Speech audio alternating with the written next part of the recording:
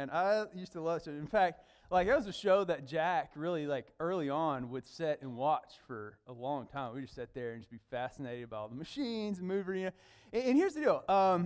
I've never watched, I don't know about you guys, I've never watched that show and been like, oh, I could do that. Anybody ever like, you know what I'm talking about? It's like, no, it takes, they're making like scented candles or something, and it's like, yeah, 3 Nepalese, shaman walk 6 days into the mountains, and they have to like collect the milk of a 3-toed ground squirrel, and like let it set in a haunted urn for 6. Man, it's like, whoa, we're making soap or something, like why is this thing? And obviously, I exaggerate the point a bit, but again, I've never watched the show and been like, that's way easier than I thought it was, right?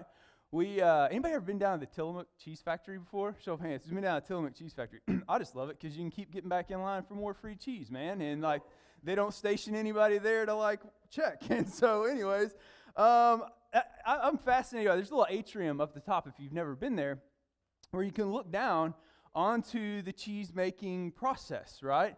And so it starts, and it just kind of walks you through steps 1 through like 50 or whatever, and you kind of walk around this like, you're on the 2nd or 3rd floor, and you're looking down into these big vats, and then conveyor belts, and then like this extruder that's just like kind of, putting out the cheese, and they're cutting the cheese and all that good stuff. Couldn't help that joke, but anyways, and then it goes, and it's like, it kind of does a bunch of different stuff. It gets, sent through these different machines, and it cuts it. But what's really amazing is they're making one product, right? You realize that. They're making the little blocks of cheese. Now, maybe they make different flavors on that line, but that line only makes the one block. And there are hundreds of machines and probably 30 workers or something like that walking around on there. And yeah, man, I think what fascinates me most is when we were sitting there, and like we sat there for a while, man. It was like hands on the glass, like a bunch of kids. It's when one of the machines goes down, right? Because they're working on this unbroken assembly line, and the cheese, like, it starts to back up like really quickly, and it'll like pile off into the floor. They start scrambling around to shut machines down or slow the machines down until they can get the process. But once you got all of that product on the line moving, you actually have to kind of like keep the process going. It takes every person and every machine working seamlessly together to actually produce the product, right? And again, that's one of like dozens of products that they make there at that factory. That factory's huge. If you've never been down there, they make all their ice cream and shredded cheese and cheese curds and the whole thing. You see one little glimpse of it, and it takes a lot of work. And I'll tell you this story because we actually started a new series last week entitled Calling, where we're talking about the call to make disciples. What does that even mean? How do we engage in that process as followers of Jesus, right? If we are followers of Jesus, we have been called to that process. Now, here's the, I don't know what you think of when you think of like making disciples, right? Maybe you think about what I do or what I'm doing right now. Maybe it's about somebody who can preach or an evangelist, that goes to camps or stands on a street corner somewhere or something like that. I don't know. Maybe you think of like what Adam and the kids, church team is doing back there with your kids right now and how they're just making disciples or whatever. Maybe you think of teaching a class, maybe leading a small group. We have some of those here. Maybe just meeting weekly with someone over coffee to discuss the Bible or something like that. Could be that you grew up like I did. I think I told you guys this story last week. We used to go knock on people's doors. Y'all, that was so cringy and terrible.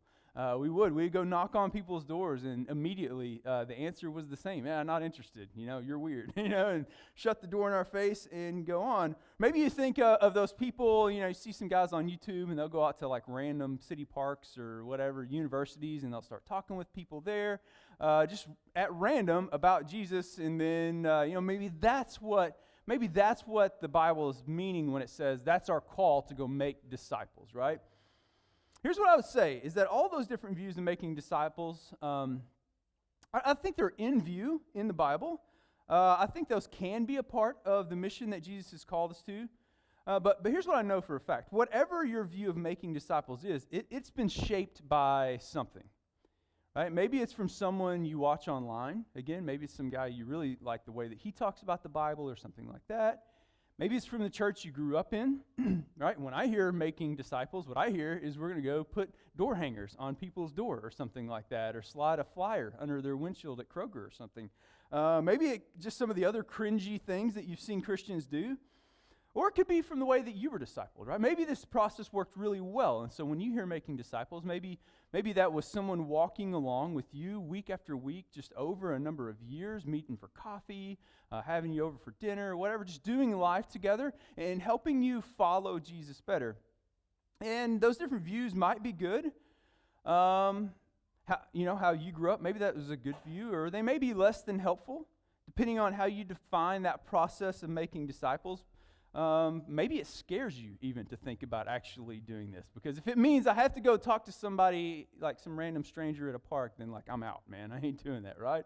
And I'm actually like with you in that.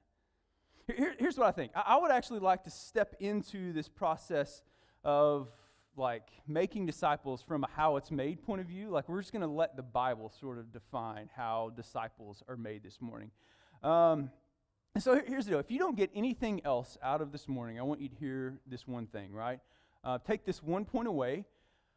You can actually do this. You can do this. In fact, if you're a follower of Jesus, you've been gifted to do this in a specific way that actually nobody else can do. Much like that assembly line that takes thousands of moving pieces and machines to make that product, we actually here at the Outpost and at the church at large can't do this without you. Literally, every single one of you sitting in this room this morning is here for a reason. I believe wholeheartedly that it is God who builds His church, and His church is this vehicle to carry the gospel into the world and to make disciples, right? So think of God as like a master mechanic or engineer who has brought the exact people together that He needs for this vehicle to function, right? Again, I'm not just talking about the big global C church. I'm talking about here at the Outpost.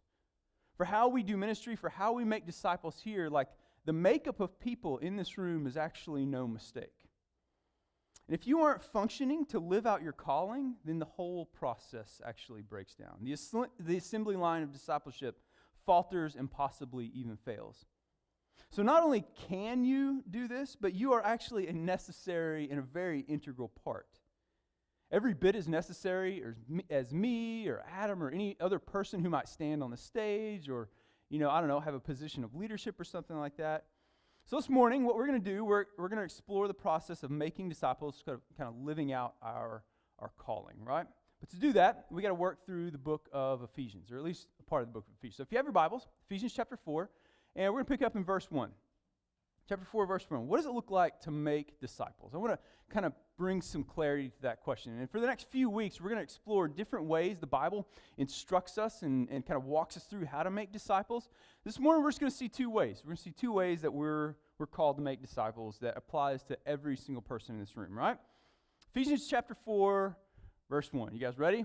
Lightning, breakneck speed. Here we go. Therefore, and stop. We'll stop right there.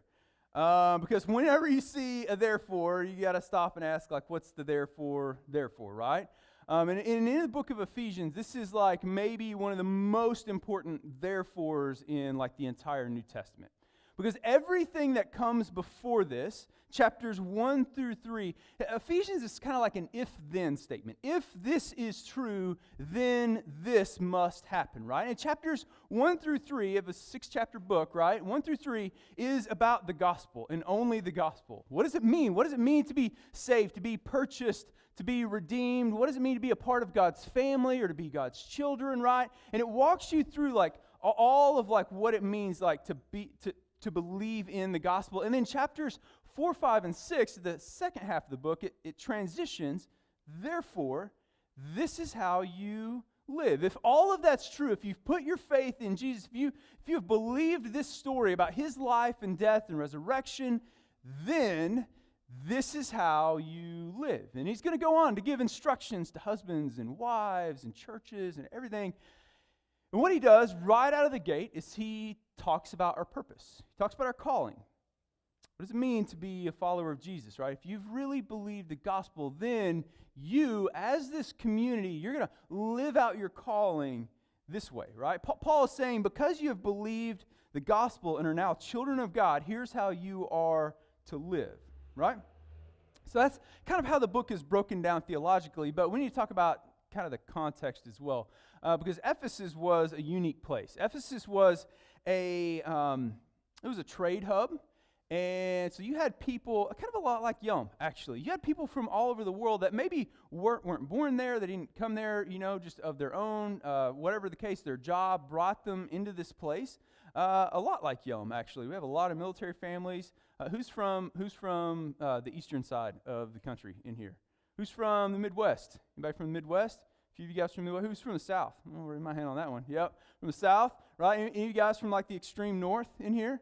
Anybody from the extreme North? No? Nobody? Oh, missing our Yankee friends, right? And then the West. What about from like this side of the country? Anybody from the West Coast? Okay, yeah. So, we just in this room alone, we have this mixture of people from literally all over the country, and that's a lot bigger than just kind of where you're from, because there are cultural, I don't know, man, there's cultural things about living in the South that are different than living out here.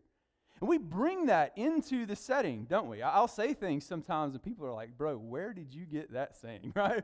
Probably from my grandpa or some other old redneck, right? And so people brought that into Ephesus. This was kind of this cultural mixing pot, but it was more than just where they were from. This had some serious religious like implications as well. You actually had a pretty good mix of like Jewish believers there. But then you had people from the pagan temple to Artemis. This is a fascinating story, by the way. In Acts chapter 16, there's believed that a meteorite had slammed down there in Ephesus, and they built a temple around. This is one of the wonders of the ancient world, was the temple to the goddess Artemis. And Artemis was like this three-breasted figure that was a picture of fertility or whatever the case is. And her temple was amazing, right? And so this was dead center of Ephesus. Paul plants this church there in Ephesus. In fact, so many people start coming to Jesus that it puts the silversmith guild, the people who stocked the gift shop there at the temple of Artemis, right? It put their trade in danger because he had they had reached so many people. It was beginning to affect tourism to the town, right? So this is the church. And so I want you to I want you to think about it this way, right? Say this week we go and we get an invite to go into the Buddhist temple or something, and we sit down and they invite us to share about Jesus. And the same thing for Ramtha School of Enlightenment or something like that. We get an invite there, and so we go, and a few people go in and we share, and 30 people end up coming to faith in Jesus from the Buddhist temple, and they're like, "Hey, we'll be at church with you guys on Sunday." And we're like, "All right, this is so awesome, right?" So say another 30 people from RC down the road says "Hey, we're into this Jesus thing." And they give their lives to Jesus, and we got 30 other people. So we got another 60 people sitting in here. We're going to have to put up some more chairs next week. We got 60 more people in here next week from those two backgrounds. Can you guys imagine what it would be like in here next week? I cannot, actually. I don't know what that would be like, but this is what they were dealing with there in Ephesus. People that brought wildly different, religious, cultural backgrounds into the same auditorium. And Paul's writing to this group, right? Here's the point, I think, from this whole, transition, this whole therefore that we see. The gospel, if we have truly put our faith in Jesus through it, does not simply live inside of us, because Paul's going to tell them how they walk out their faith now, right? It's worked out through our personal ministry. And of all the things that Paul could talk about, like how you guys do life together, how you live out the gospel, the thing he starts with is their calling. Here's how you guys live on mission together. That's the first thing that he begins to tackle with this church, right? Here's what Paul's saying. Paul's saying, I know it's hard. You guys seemingly have nothing in common, right? There's so much that you could fight about and so many things that could, make you disagree or make you even ineffective at the mission of Jesus, right? But I'm telling you that your differences are smaller than the gospel that has saved you. So he's about to tell them exactly how to walk worthy of their calling, right? Therefore, I, the prisoner of the Lord, urge you to walk worthy of the calling you have received, with all humility and gentleness and patience, bearing with one another in love, making every effort to keep the unity of the Spirit through the bond of peace. This is how he opens up this new section that he's walking into, right? Part of the calling Paul is talking about here is just about how they're called to live as followers of Jesus, right? So they're called to live, but this isn't the only thing he means. And we're going to see it here just more in just a second, right? Paul's also talking about the calling in their lives to make disciples. This is where this whole segment is going to kind of lead to in just a minute, right? And he doesn't begin with instructions on how to preach a sermon or witness to a stranger on the street or like teach a class. He doesn't tell them how to like put on an evangelism, like, I don't know, revival, or to how to do like some awesome outreach event, or how to even sit down with coffee for a friend and, with a friend and just like walk through the Bible. He didn't tell them any of those things. He actually tells them how to be a community. That's the first thing. Apparently, however we are supposed to live out our calling to make disciples, it is first and foremost to be understood as happening within the context of community. This is it, man. If you want to know what kills the whole lone wolf approach to like following Jesus, this is it. It's not me and, me and my journal and my Jesus, right? Like kind of on our own little journey together. It's like not how this thing works. In the West, we have adopted a very like individual approach to our faith, and that just was not the case in Jesus' day, right? When Paul was writing this stuff. It was understood to be happening in the context of community, right? And so Paul begins this like conversation, like how to live out their calling with a statement of values. Did you guys catch them? We actually get this too. It doesn't really matter if you've ever been a part of like, I don't know, anybody ever been a part of CrossFit before? You ever done that? You may know the values of CrossFit. Does anybody like have those memorized? Nobody wants to admit they drank the Kool-Aid that hard? That's cool, man. Or like the military, or a sports team, or some homeschool co-op, or maybe even the Lions Club in town, or like the Rotary Club or something like that. We actually see every organization that's trying to do something outside of itself, or to create community or foster community. It always has a system of values at its center. And if you were like a hardcore Rotary Club member, you would know their values or whatever the case, right? Anybody know your military values? Come on. Who is it? Nobody wants to admit. It's all cool. I remember. Yep, I remember what it was like. But here's the deal, right? Apparently, as we live into these values, and this is where Paul's going to go, apparently as we begin to live into these values that he's just talked about, we're going to make disciples. Or maybe disciples are going to be the natural byproduct of us living out these values. So let's look at the values, right? It's humility. Everybody good with that one? Humility? Putting the needs of others and seeing others before you see yourself. I love humble people. Love humble people. They're my favorite kind of people, right? Their humility has a way of inviting you in and opening, like for you to open up in a way that self-centered people just don't. Self-centered people make you want to kind of like, let's put the jacket on, kind of close up a little bit. I want to guard myself, right? Like that's what prideful, self-centered people make you want to do. Humble people, man, I think of a college pastor I used to have, Joe Dieter, man. Joe was like the most humble man in the world. And like, it didn't matter what was going on. Like, Joe always kept his cool. He was always like real calm and soft-spoken, And I just remember like, he was one of the most comforting, presence to be around, right? Disarming. Being around gentle and humble people also has a way of shining a light on our own pride, self-serving tendencies. It can actually be a little unsettling at times. You ever experienced that? You're around somebody that's like really, really humble and they say something and it's like, damn, are you like trying to make me feel bad or something like that, right? But they're not, right? It's like never in a threatening way, but it just definitely shines a light on the ways that you're not humble when you're around those people, right? And in a way that's like, it really is loving. And then we get gentleness. That's our next one, right? How do we deal with one another? Are we quick to speak, quick to get angry? Are we unpredictable or volatile, closed off and cold? See, the idea behind humbleness, gentleness, is a sort of humility that nurtures and brings out the best in others. Think of power under control for the sake and the good of other people. That's what this is right here. And then we see we're to be patiently bearing with one another.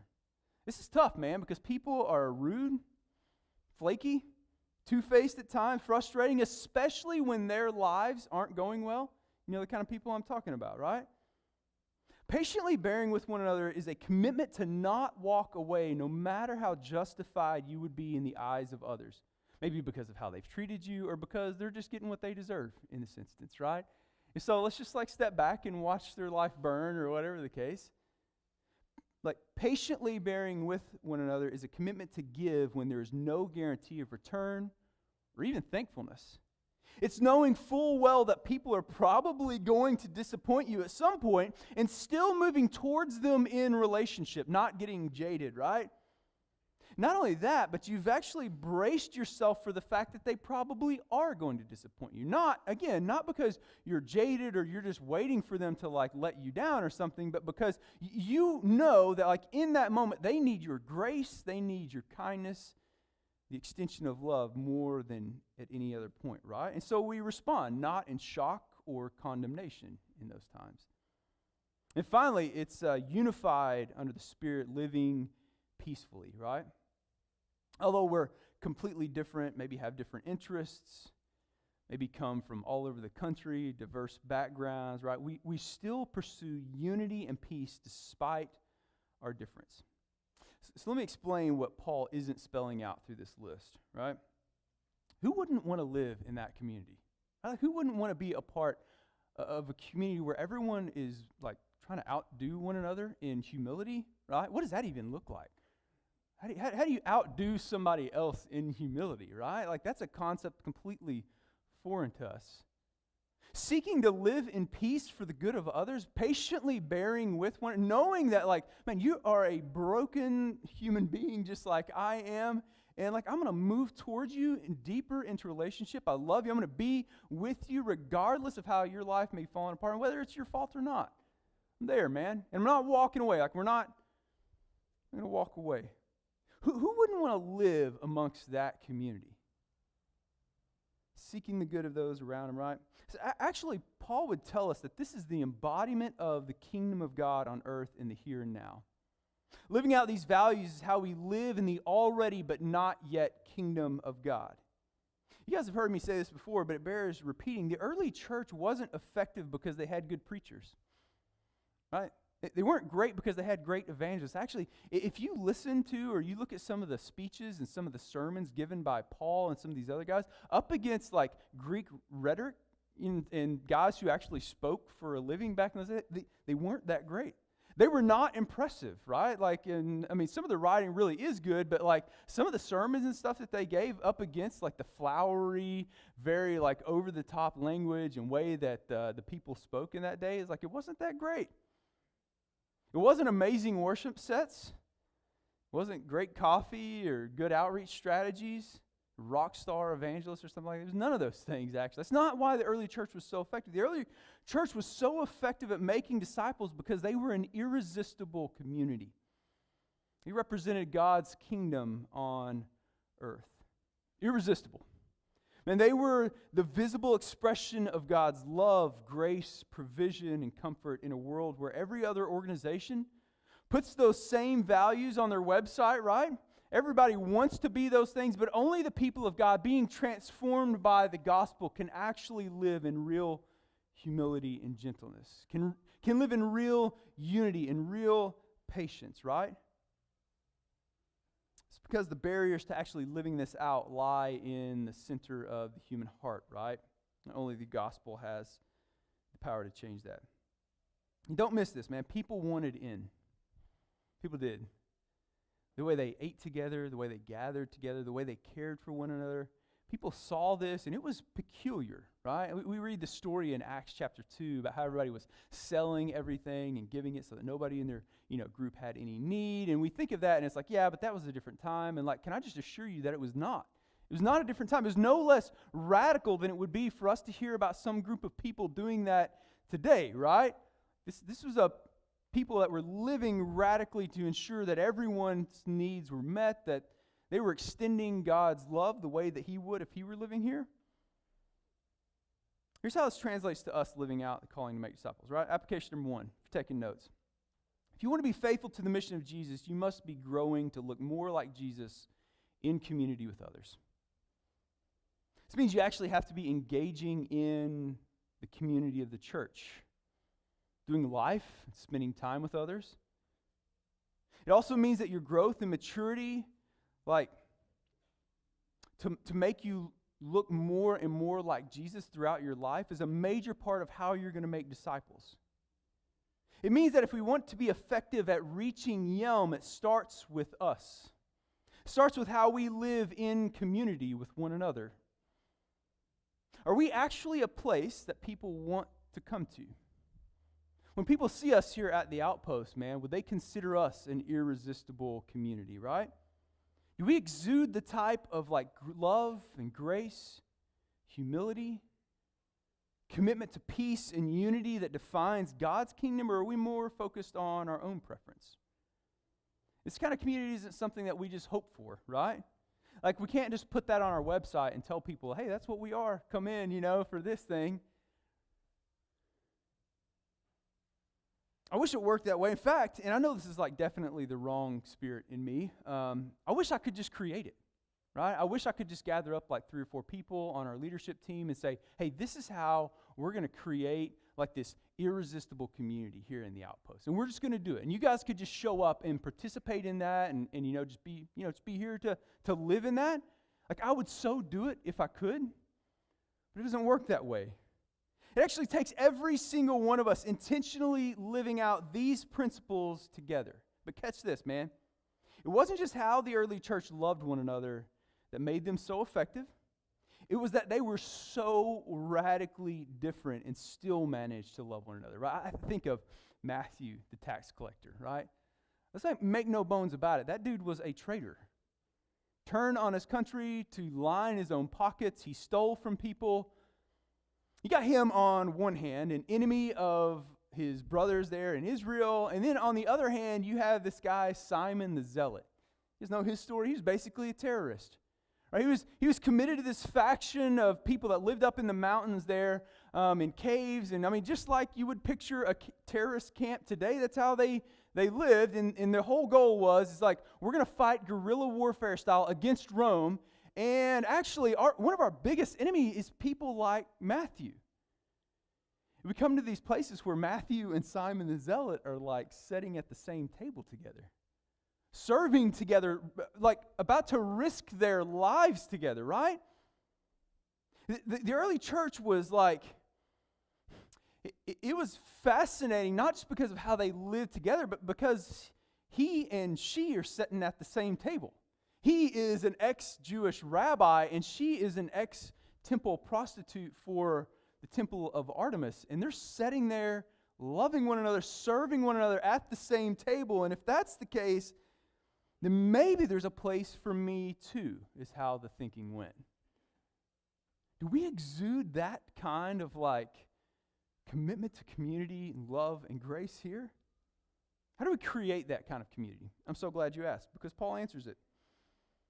Verse 4 says, there is one body and one Spirit, just as you were called to one hope at your calling, one Lord, one faith, one baptism, one God and Father of all, who is above all and through all and in all. I know that doesn't seem like an answer, but I promise you it actually is. It's a really awesome answer. So Paul just gave us a triad of triad, right? A set of 3 threes, right? And so did you catch them, right? So you were called to one hope at your calling.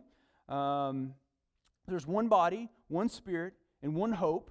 That's the first triad. Second triad is one Lord, one faith, one baptism. Second triad there. And then one God and Father of all, who is above all and through all and in all. And so let me nerd out on the Greek for just a second. This didn't rhyme. This wasn't something they would have read and it would have been a catchy thing. What Paul uses gender. There's 3 genders in Greek. He uses the masculine and the feminine and the neuter, and we won't go into any more than that. But this would have this would have been a rhetorical device. This would have been something that if you read this in Greek, you would have been like, oh, that's catchy, like that. This kind of repeats itself. It's a memorable thing. Like think of like that, commercial or that little jingle that you can't get out of your head, right? That was a marketing agency that did their job well. And Paul did his job really well here because this, if you read Greek, this is like a very memorable thing that just kind of moves you along. There's one Lord, one faith, and one baptism. It even kind of rolls off the tongue for us in English, right? And the idea behind this rhetorical device was that it would be something that you could remember and repeat back to bring you back to center, bring you back to truth, right? And maybe you've got one of those. You may you don't have to raise your hand to this. Maybe you hate your job, right? I've been there. No judgment, right? Not now. I like my job now, right? But I remember driving up to base some days and especially if I was working with somebody difficult and you see their car in the parking lot. You guys know what I'm talking about? And it's just and you kind of pep yourself up, right? It's almost Friday. It's almost Friday. It's almost Friday, right? You can do this. You can do this. You can do this. You don't want to be homeless. You would not make a going homeless guy, right? It's not where we're going. All right, ready, go. And you get up and you go out of your car. It's this thing you have to kind of bring yourself back. I need this job. I'm going to do this, whether it sucks or not. We're going for it. You may have to pep yourself up some days when you get out of the car, man. I've been there, right? I'm gonna really oversimplify this thing. Paul was putting everything he had said in chapters 1, 2, and 3 of this book into one memorable rhetorical device.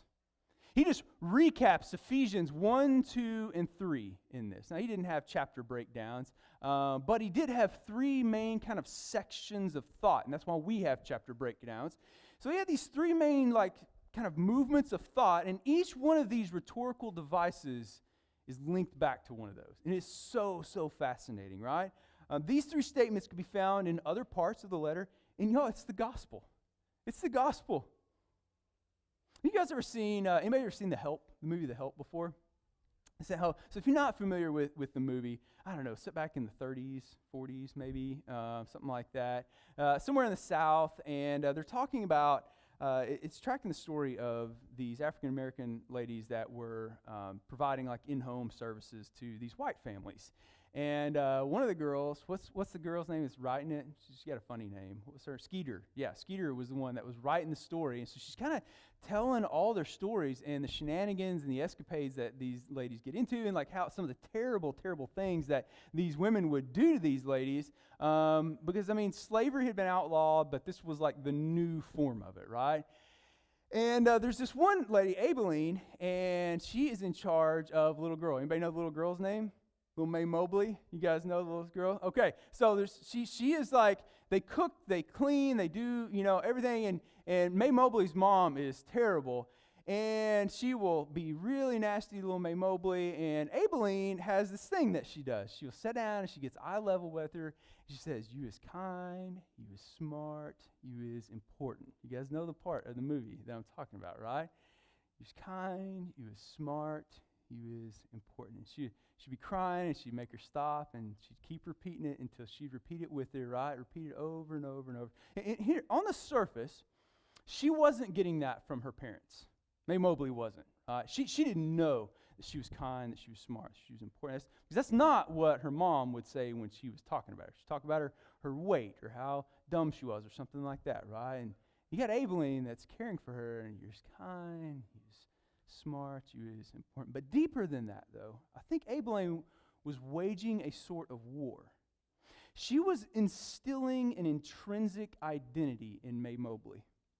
Every other woman in that movie, if you watch the movie, every other woman in that movie who was terrible to the help was exacting their importance at the expense of others. They didn't have it inside of themselves, and so they had to take it from somebody else, right? They weren't convinced of those intrinsic truths, so they had to exact their value by putting down others in a very unkind way. And as a result, you see they're actually not very smart either, right? So Abilene is trying to instill this in her. And actually the one lady who has hired help that doesn't treat them like all of the others is she struggles with this stuff too, but she doesn't exact it from other people. Here's the deal, man. Our secret to unity, our secret to living out the values of the verse above, it isn't rooted in just like white knuckling it or trying harder. It isn't rooted in whether we like the people that we're called to be humble and gentle towards. It's not rooted in any of that, right? Our ability to be unified is rooted in our unified commitment to Jesus. We have a new identity. And so here's what happens. As we grow towards Jesus, we will inevitably grow towards one another in love and unity. This makes your own maturity and discipleship part of the strategy to actually making disciples. Because Colin, if you're doing that, you're growing towards Jesus and I'm growing towards Jesus, man, like he's way bigger than anything that might separate us or cause disunity, right?